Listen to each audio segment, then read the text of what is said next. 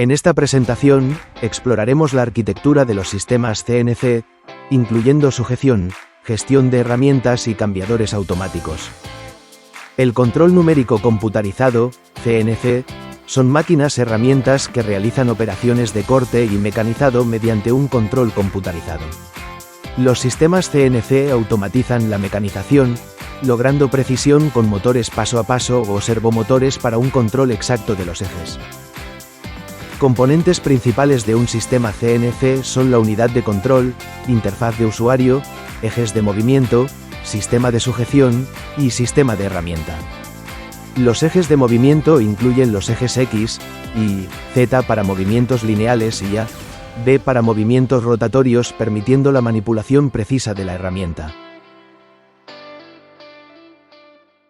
Los sistemas CNC utilizan diferentes formatos para representar los números decimales, dependiendo de la máquina y el lenguaje de programación. Algunos formatos comunes incluyen el formato decimal fijo, como 12.345, y el formato decimal flotante, como 1,2345 e más 02. La precisión de los números decimales es esencial para la exactitud del mecanizado. El programador debe definir la cantidad de decimales necesarios. Los números decimales se programan en el código CNC utilizando un punto o una coma, dependiendo de la configuración del sistema. Además de las funciones básicas, las máquinas CNC ofrecen una amplia gama de funciones programables, como el control de velocidad de corte. Bueno, mis queridos estudiantes, a pesar de que no puede ser de una forma física, pero me gustaría entregarle un saludo. Soy el profesor Ariel Astorga y hoy día vamos a ver este tema que está ahí en pantalla: sistema de sujeción en procesos de mecanizado con máquinas fresadoras. Sabemos que es necesario para ejecutar un trabajo saber qué elementos debemos ocupar y por eso hemos podido estudiar los distintos tipos de fresas y sus partes, pero no queda todo ahí, debemos saber qué pasa en la práctica. Por eso la siguiente pregunta: ¿qué pasa con los sistemas de amarre? ¿Cómo se toma una pieza para poder trabajarla? Bueno, ese es el punto que nosotros vamos a analizar ahora en este momento, los sistemas de sujeción. En el mundo del amarre existen una gran cantidad de técnicas que se pueden utilizar. Incluso tenemos bridas, tuercas, tornillos, mordazas, etc. Un sinfín de elementos, como los que ustedes pueden estar viendo ahí. Este amplio abanico de posibilidades es debido al sinfín de piezas que se mecanizan cada día con sus características propias. También se debe al tamaño y la cantidad de repeticiones que se hacen o series que se hacen las piezas. Todo ello directamente está relacionado con la máquina a la que se debe mecanizar. Antes de decidirnos por un tipo de amarre, hay que saber escuchar lo que la pieza pide. Así pues, analizando el tipo de pieza a mecanizar, podemos escoger entre los diferentes sistemas cuál es el que mejor nos va a solucionar los tres requisitos necesarios para un buen mecanizado. Estos son los puntos de apoyo, puntos de centraje o referencia y puntos de amarre. Son los tres elementos que se deben tener en cuenta para poder realizar un proceso de mecanizado. Es importante saber el porqué de las cosas. Entonces ustedes se preguntarán: ¿por qué debe existir una correcta sujeción para las piezas? Lo podemos ver en el siguiente video. Los elementos de amarre deben fijar firmemente las piezas, ya que son los que se encargan de transmitir el movimiento de avance de la mesa a la pieza. Las fuerzas que actúan durante el arranque de viruta no deben correr la pieza ni desplazarla, ni que ésta pueda salir desprendida del elemento de sujeción. Estos deben retener la pieza en la posición correcta respecto de la herramienta sin que ésta se mueva, ya que podría ocasionar problemas de producción o hasta incluso accidentes. Asimismo, los elementos de amarre no deben obstruir la herramienta durante el proceso de mecanizado, pues se origina un peligro de accidente y eventualmente ocasionan daño a la herramienta.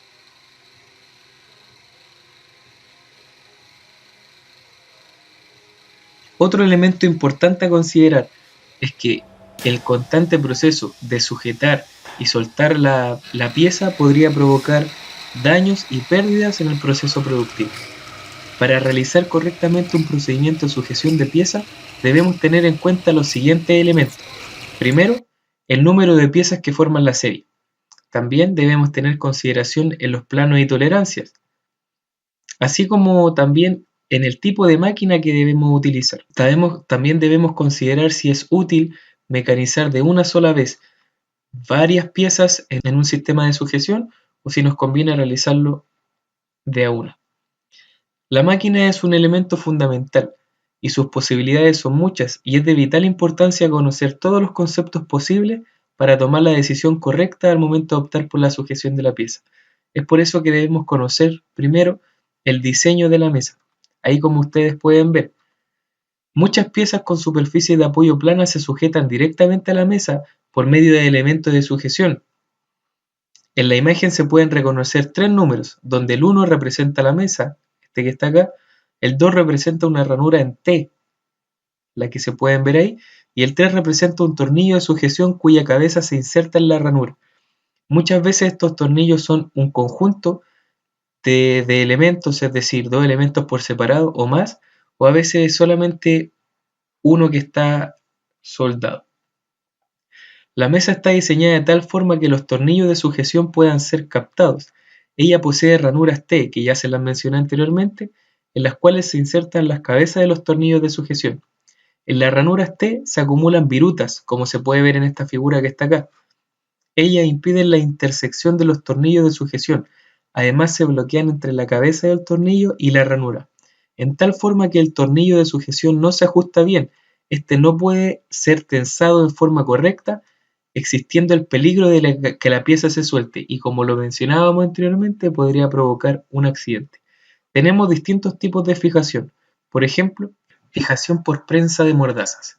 Una prensa de sujeción se asegura a la mesa de la máquina por medio de tornillos de sujeción. Lo que ustedes pueden conocer y ya más de alguno ha visto un proceso de montaje. La pieza se coloca entre mordazas para realizar el proceso. El rozamiento entre las mordazas y la pieza produce la inmovilización de esta última, es decir, el apriete. La función de una prensa de mordazas de la máquina se equipara o se asemeja a la función de un tornillo de banco en mecánica de banco, lo que ustedes han utilizado desde primero medio. Son apropiadas para piezas prismáticas y se utilizan normalmente en taladros. Ello se debe a la sencillez de las operaciones a realizar, así como por su costo reducido. Tiene el inconveniente de la inseguridad que produce por la imposibilidad de poder controlar el amarre, ya que éste se logra ejecutar solamente por un apriete que es totalmente manual, a través de una manilla o de una palanca que es como la que se puede ver acá. Existen de distintos tipos, por ejemplo, existen algunas fijas y existen otras con una base que es rotatoria. Esa le permite dar una inclinación, girar en 360 grados para poder acomodar ante algún requerimiento de trabajo. También existen algunas con inclinación, se llaman prensas giratorias. Este tipo de prensa de mordaza de base giratoria están montadas sobre un plato circular graduado y permite entregar inclinaciones a las piezas. Otro tipo de prensa de mordazas es por un accionamiento hidráulico, como se puede ver acá. Ese accionamiento hidráulico entrega una gran cantidad de apriete para exigencias mayores. Tenemos aprietes manuales de alta presión. Esta genera una elevada fuerza de amarre conseguida por un simple uso de una manilla. Las hace cómodas a la utilización y seguras para evitar vibraciones producidas por las altas exigencias del mecanizado. Son recomendables tanto para pieza unitaria, es decir, solo una pieza, como para series de piezas, pero que no sean excesivamente grandes o que no sea una gran cantidad. Tenemos también otro sistema de fijación de piezas para la máquina, que corresponde a una fijación directa en la mesa. Esto se consigue a través de sistemas de sujeción. Aquí tenemos una imagen, una representación. Aquí tenemos una máquina trabajando de esta forma y aquí tenemos el elemento principal o los elementos principales que sirven para poder llevar a cabo estos tipos de mecanizado, que corresponde a un conjunto de fijación. Estos sistemas de montaje se utilizan para la fijación de piezas medianas y grandes y el procedimiento se realiza a través de estos famosos llamados conjuntos de sujeción, dentro de los cuales podemos encontrar distintos elementos, por ejemplo, aquellos perros que se introducen dentro de las ranuras en T. Tenemos pernos, tenemos soportes, tenemos bridas, etc. Es necesario saber que una de las partes que compone este elemento corresponde al perno.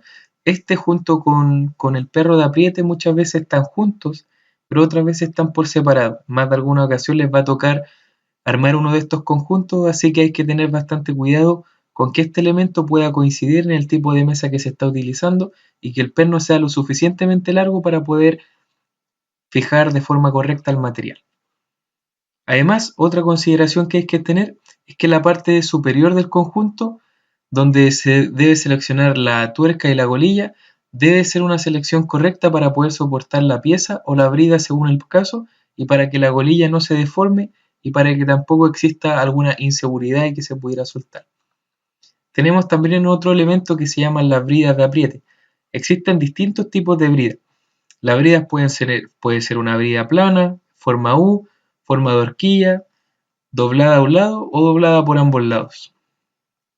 Es importante que el montaje de estos elementos se realice de forma correcta, porque si no podría generar pérdidas de material, estropeo de herramientas o incluso accidentes. Este elemento así es lo ideal. Esto está completamente malo. La inclinación del conjunto queda totalmente prohibida, ya que es sumamente peligrosa.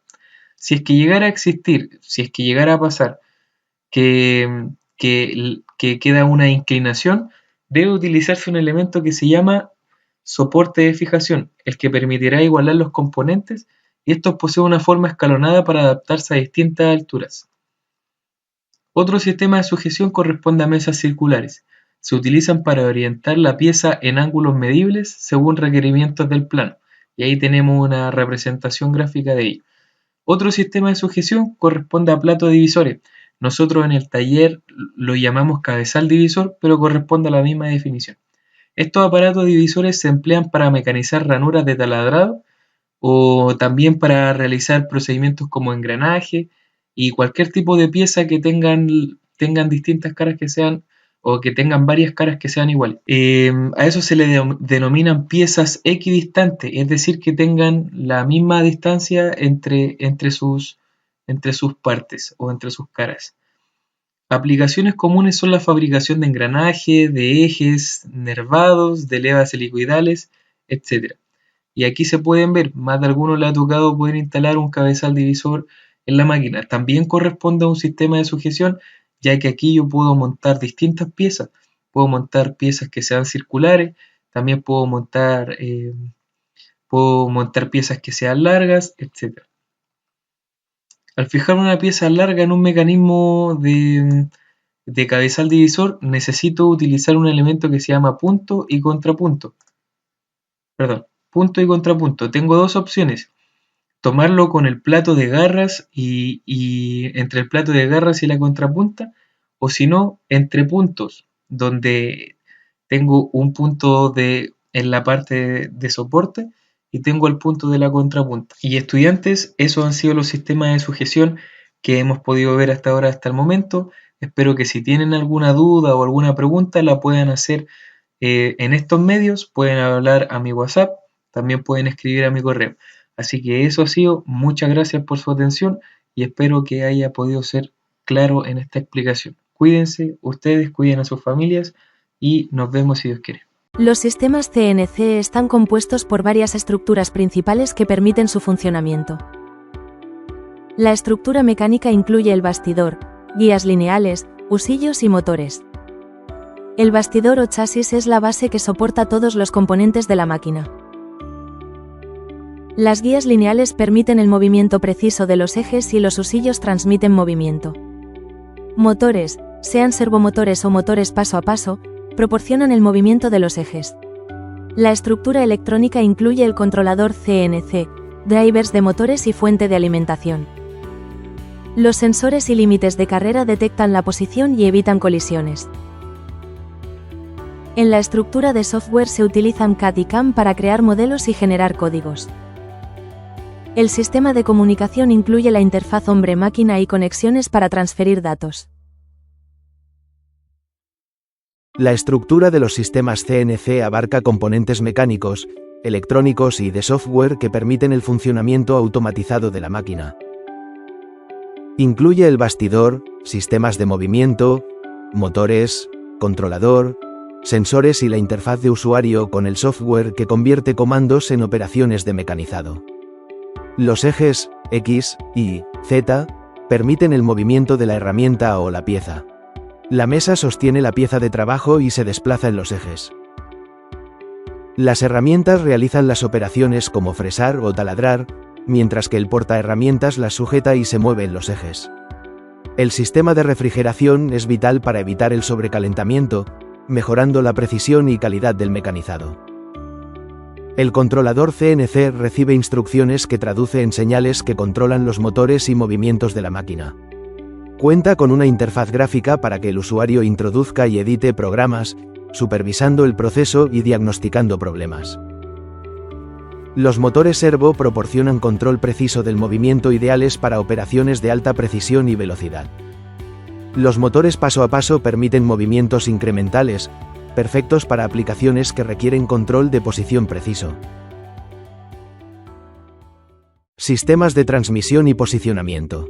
Los tornillos de bolas convierten el movimiento rotatorio del motor en un movimiento lineal preciso y eficiente, ideal para movimientos rápidos. Las cremalleras y piñones convierten el movimiento rotatorio del motor en un movimiento lineal, ofreciendo un control preciso y una alta capacidad de carga. Las guías lineales proporcionan un soporte de alta precisión para los movimientos lineales, minimizando la fricción y asegurando un movimiento suave y preciso.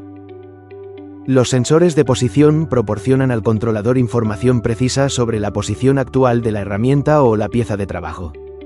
Los sensores de velocidad miden la velocidad de los motores, proporcionando información para el control de velocidad y el ajuste de la aceleración.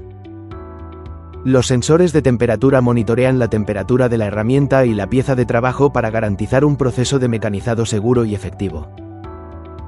El sistema operativo proporciona la base para el funcionamiento del controlador CNC, gestionando recursos y coordinando las operaciones. La interfaz de usuario facilita la interacción con el sistema CNC, permitiendo al operador introducir y editar programas, supervisar el proceso de mecanizado y diagnosticar problemas. El controlador de movimiento interpreta las instrucciones del programa CNC y genera señales que controlan los motores y los movimientos de la máquina. El software CAD permite a los diseñadores crear modelos 3D de las piezas que se van a mecanizar. El software CAM traduce los diseños CAD en instrucciones de mecanizado para la máquina CNC, generando programas CNC específicos. El postprocesamiento adapta el programa CNC generado por el software CAM al controlador CNC específico que se utiliza. El código G es un lenguaje de programación estándar utilizado para controlar máquinas CNC. El código G incluye instrucciones para los movimientos de la herramienta, las operaciones de mecanizado y la gestión de la máquina. El controlador CNC interpreta el código G y lo convierte en señales para operar la máquina. La tecnología de control CNC ha revolucionado la fabricación, permitiendo la automatización de procesos y la producción de piezas con alta precisión. El control PTP es el tipo de control CNC más básico, moviéndose de un punto a otro sin trayectoria definida. Este tipo de control se utiliza para operaciones simples, como taladrar o cortar en puntos específicos de una pieza de trabajo. La interpolación lineal permite que la máquina se mueva a lo largo de una línea recta, con una velocidad constante o variable. En la interpolación circular, la máquina se mueve a lo largo de un arco circular, con una velocidad constante o variable.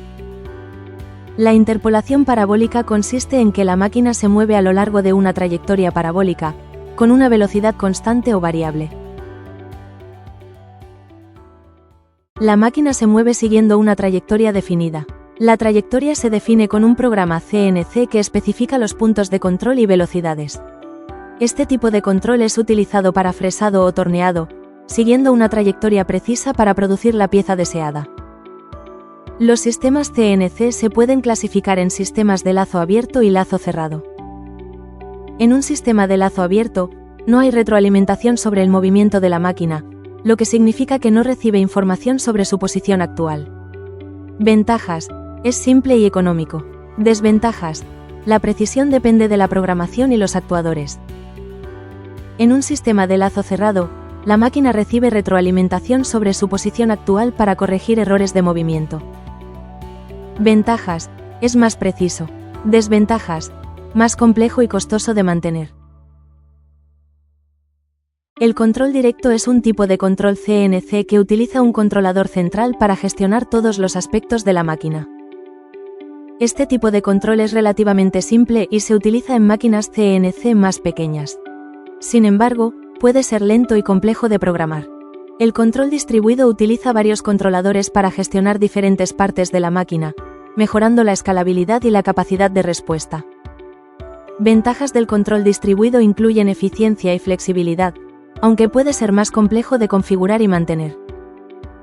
El control adaptable utiliza algoritmos para ajustar el comportamiento de la máquina en tiempo real, mejorando así la precisión y la eficiencia. Aunque puede resultar más costoso y complejo de implementar, el control adaptable se adapta a diferentes condiciones de funcionamiento. Hemos explorado distintos tipos de control CNC utilizados en la industria. La elección depende de los requisitos de cada aplicación. Impresoras 3D, grabadoras láser, fresadoras CNC, tornos eléctricos, cortadoras de plasma, cortadoras de agua de presión, amoladores y enrutadores. Todas estas máquinas tienen algo en común. Todas son máquinas de control numérico computarizado, o CNC. ¿Pero qué es realmente una máquina CNC? ¿Cuál es el principio de funcionamiento de estos dispositivos? ¿Cómo evolucionaron y por qué son la mejor solución en tantos escenarios de fabricación? Usamos máquinas CNC en muchas aplicaciones. Incluso yo mismo tengo algunas máquinas CNC en mi taller. Vamos a ver todos estos tipos de máquinas CNC con ejemplos prácticos. Comprenderemos la teoría detrás del principio de funcionamiento de cada máquina, la parte mecánica y, lo más importante, la parte electrónica de una CNC. Hablaremos de código G, el eje de una CNC, los drivers, las fuentes de alimentación, el control, los encoders y los actuadores. Asegúrate de suscribir y activar la campana de notificaciones. Considera apoyar mi trabajo en Patreon, así que vamos a empezar.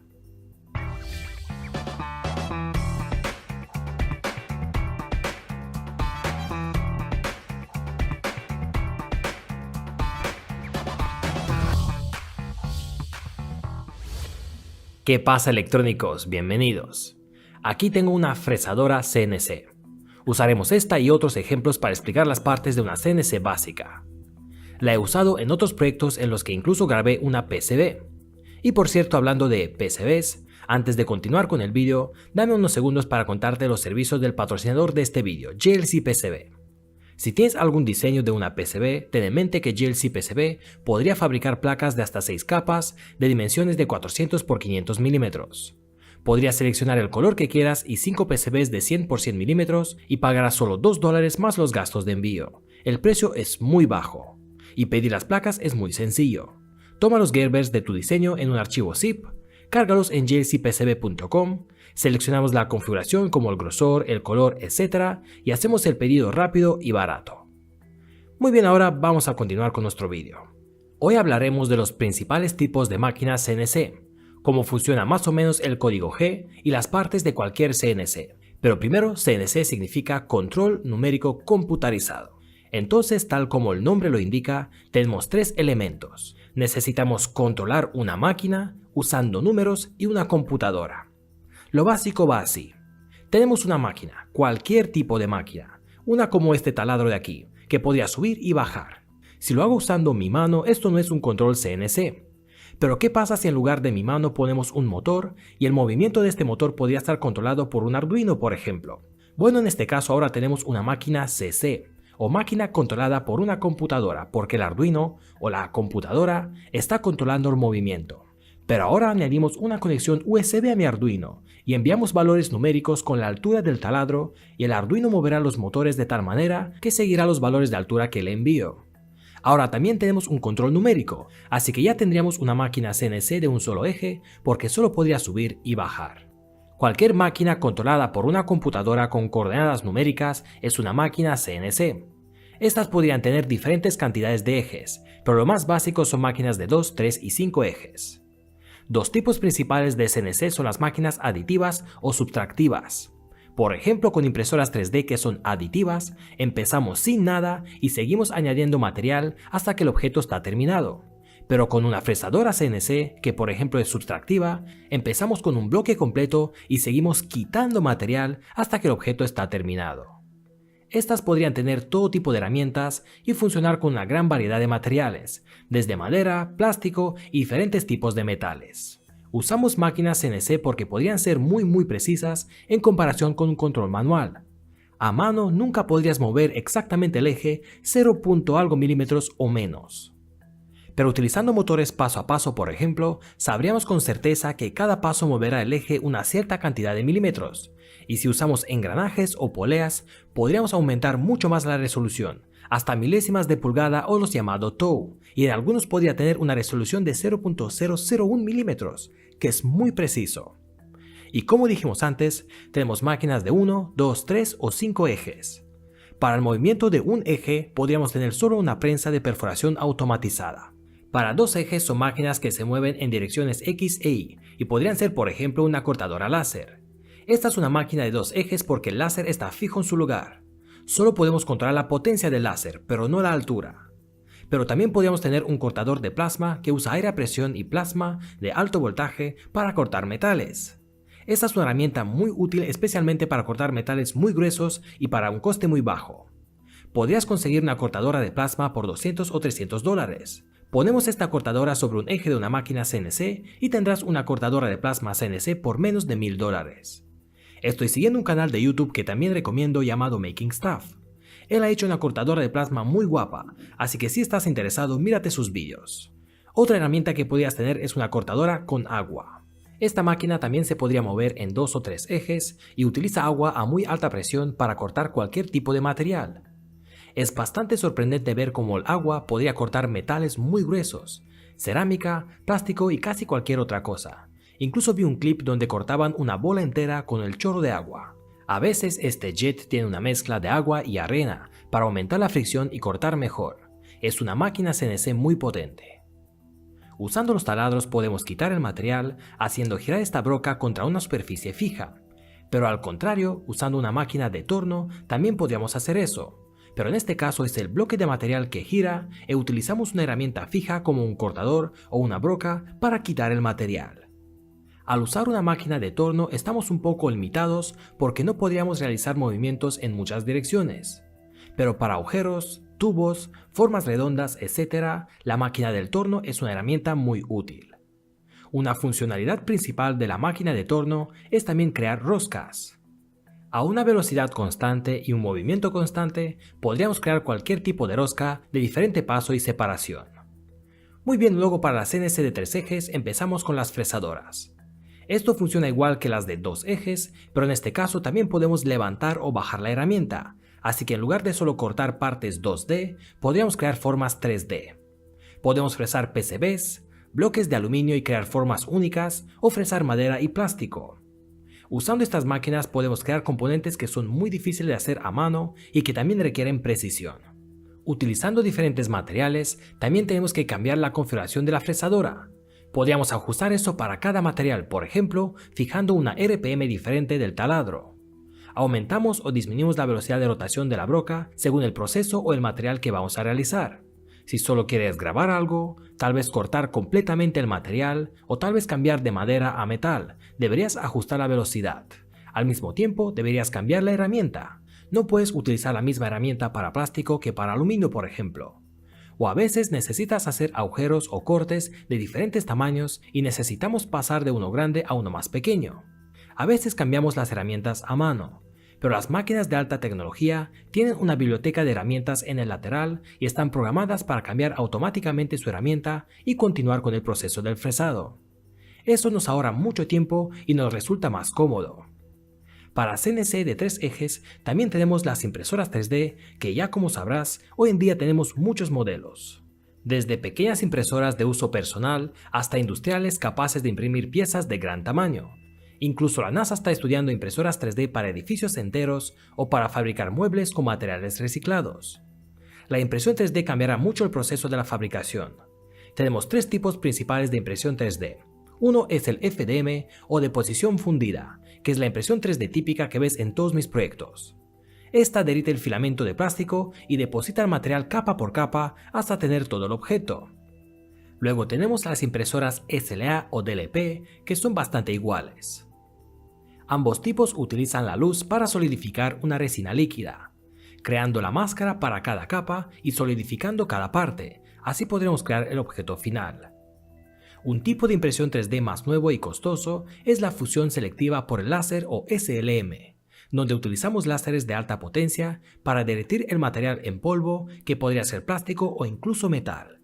Últimamente he visto más y más publicaciones relacionadas con impresión de metal en 3D, que es otro paso adelante para el futuro. Finalmente, para la máquina de 5 ejes, es básicamente una de 3 ejes que se mueve en X, Y y Z, pero también podría girar 2 de estos ejes. Con estas podríamos conseguir formas aún más complicadas, donde tenemos que fresar el interior del objeto o desde abajo, y con 3 ejes normales esto sería imposible. Muy bien, ahora hablemos de cómo funciona la CNC. Primero, ¿qué componentes necesitamos en una máquina CNC? Tenemos el cuerpo o el bastidor mecánico de la máquina, los actuadores, los drivers y la unidad de control y los datos numéricos. Muy bien, el cuerpo representa todo el marco, las varillas roscadas, los tornillos, el eje móvil con los cojinetes, las correas, los engranajes, etc. Básicamente todo lo que crea los ejes de una máquina. Los actuadores son los componentes que moverán cada eje. Por lo general estos son motores eléctricos. Los más comunes que usamos con máquinas CNC son los motores de paso a paso. Los usamos porque podrían funcionar en un sistema de circuito abierto. Eso básicamente significa que enviamos la cantidad de pasos que queremos hacer al motor y eso es todo. No necesitamos un feedback. Una máquina CNC de circuito abierto es fácil de controlar, pero tiene una gran desventaja. Si el eje encuentra una fuerza externa y no podría alcanzar la posición deseada, la máquina sin una retroalimentación nunca podrá detectar ese error. Así que otra solución es utilizar motores DC con escobillas o motores DC sin escobillas. Quizás recuerdes un antiguo prototipo mío donde yo probé este método. Usé motores DC con escobillas porque son mucho más baratos. Pero ahora necesitamos una retroalimentación para conocer la posición real. Para eso podemos utilizar codificadores, que podrían ser codificadores rotativos o lineales. Al mismo tiempo, estos codificadores rotacionales podrían ser magnéticos usando un sensor Hall, por ejemplo. Podrían ser ópticos utilizando LEDs infrarrojos y fototransistores, o quizás mecánicos usando pads de cobre. Contando la rotación del eje, podemos saber con certeza la posición real, y este método podría detectar fácilmente si el eje alcanzó la posición deseada o no, porque ahora tenemos este feedback. Muy bien, pasamos a los drivers. Estos son componentes eléctricos diseñados para controlar el actuador. En el caso de los motores paso a paso, necesitamos un controlador de motor de paso a paso. En mis proyectos usé bastante el A4988, que es un controlador bastante útil. Pero para motores grandes o mejores resultados, es posible que quieras controladores más caros con un circuito más complicado. La tarea principal de este controlador es aplicar pulsos al motor para dar pasos en una dirección o la otra.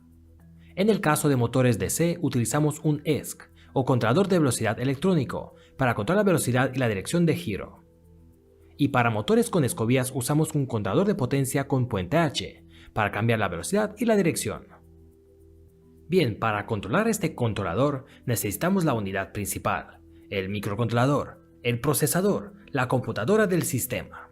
Por lo general esto es un microcontrolador. En el caso de estas impresoras 3D, casi siempre es un STM32 o el Atmega, el mismo chip que estamos usando con el Arduino. Pero para máquinas más complicadas, podríamos necesitar directamente una computadora con un buen sistema operativo capaz de ejecutar tareas más complicadas. La tarea de la unidad de control es recibir los datos numéricos con las coordenadas y decidir la cantidad de pasos, la potencia y todo lo que se necesita para enviar a los controladores para controlar los actuadores o los motores, de tal manera que la posición deseada se alcanza a esa velocidad, a ese feed rate y aceleración deseada. Finalmente tenemos los datos numéricos. Las máquinas CNC generalmente están controladas con un tipo de dato llamado código G. Estas son básicamente las instrucciones numéricas con las coordenadas de cada eje. Aquí tenemos un ejemplo de una línea de un código G. Como puedes ver, obtenemos la información para movernos en la posición 30 mm en el eje X, 25 en la Y y 1 mm en la dirección Z. Un código G más complicado ya podría tener comandos prefijados para orientar la máquina, configurar el feed rate o el material impreso, crear elipses, etc. Estos son algunos comandos básicos de código G. G0 es para movimientos rápidos. G1 para movimientos controlados. Tenemos movimiento en sentido horario o antihorario, cambio de pulgadas a milímetros, inicio de la máquina, el feed rate, velocidad, selección de herramienta y así sucesivamente. Entonces la unidad de control obtendrá línea por línea el código G, quizás utilizando USB o directamente desde la memoria interna o una tarjeta SD. O tal vez el código G está directamente en el sistema operativo de la máquina. Primero divide línea por línea en coordenadas X, Y y Z, o comandos especiales de código G. Digamos que queremos dibujar un círculo, que por cierto, en máquinas CNC los círculos perfectos no existen. La idea de un círculo es que el perímetro es una línea infinita de puntos igualmente lejos del centro. Pero en el código G los puntos son finitos. ¿Es este un círculo? No, ¿verdad? Añadimos otro vértice. ¿Es esto un círculo? No, esto es un cuadrado. Sigamos añadiendo puntos y como puedes ver, nos estamos acercando cada vez más a un círculo, pero este nunca tendría puntos infinitos. Si hacemos zoom, podemos ver la distancia entre cada vértice. De todos modos, la máquina obtiene las coordenadas del primer punto y controla los drivers que controlan los motores que moverán el eje. Cuando se alcanza el primer punto, leemos la siguiente línea de código G, y hacemos esto hasta terminar toda la forma. Para crear este archivo de código G, utilizamos un software de corte. Primero necesitamos el diseño, que podría ser una línea en 1D, un dibujo en 2D o un objeto en 3D.